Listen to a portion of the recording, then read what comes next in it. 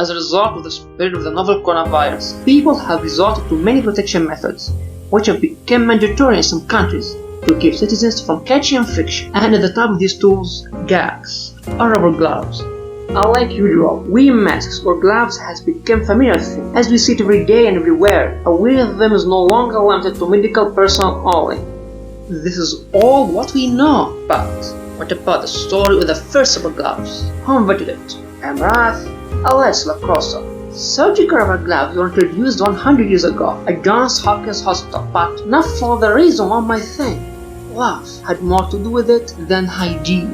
The men to hear the story are Dr. William Halsted, the chief surgeon in the Johns Hopkins Hospital, and his scrub nurse Caroline Hampton. In the winter of 1889, Dr. Halsted noted that Caroline developed a severe contact dermatitis for arms and hands, as her sensitive hands contralated the disinfectants mercurial chloride and phenol.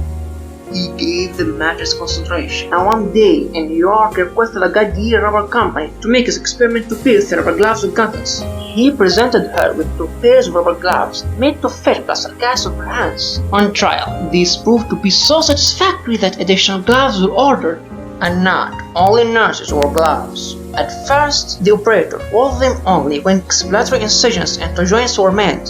After a time, the assistants became so accustomed to walking gloves that they also wore them as operators. Our remark is that they seemed to be less expert with the bare hands than with gloved hands. Halsted admitted that it hadn't occurred to him initially that rubber gloves could be a powerful new weapon against infection. He confessed that his primary concern was protecting the hands of his chief surgical nurse from the harsh disinfectants used in hospital operating rooms at the time. Dr. Halsted then presented Caroline with 2 pairs of rubber gloves only, but it was the beginning of a fear being recorded in the medical literature.